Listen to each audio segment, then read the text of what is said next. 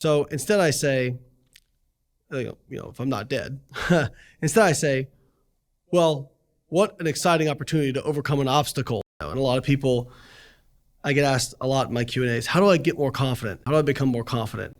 And I'll tell people, you have to do. There's no hack. You can't read about it. You got to get in the arena. I don't mean like compete in sports necessarily, but like doing a PhD or doing something, just something hard where you're putting yourself out there and you're saying, this is my goal and I'm going to go for it. You just learn so much by doing that about yourself. And so just what you said, I will reframe things in my mind when bad things happen it's not to say I never get stressed out, because I do. And it's not to say that I never get down, because I do, because I'm a human. But when something bad happens, I actually posted about this in my story today. When something bad happens, I very rarely anymore do I go, woe is me, why did this happen to me? Because you're in the universe, random bad things are going to happen.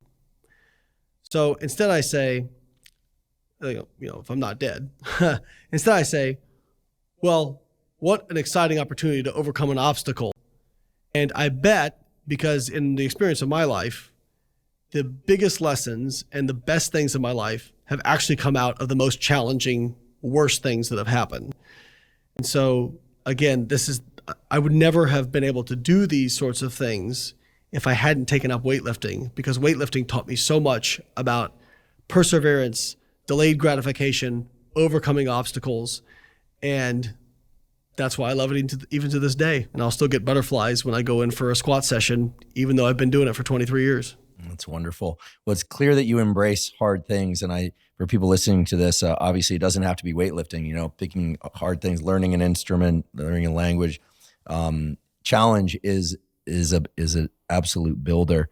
And they've actually shown those sorts of things, like when you challenge yourself and also mentally, that I think there was a new study that came out basically showing a reduction in the risk of Alzheimer's and other age-related cognitive decline. I mean, basically like use it or lose it, right? Yeah, the will, the desire and the will to persevere, no doubt translates to this thing that we call the will to live, right? It's related to the will to live.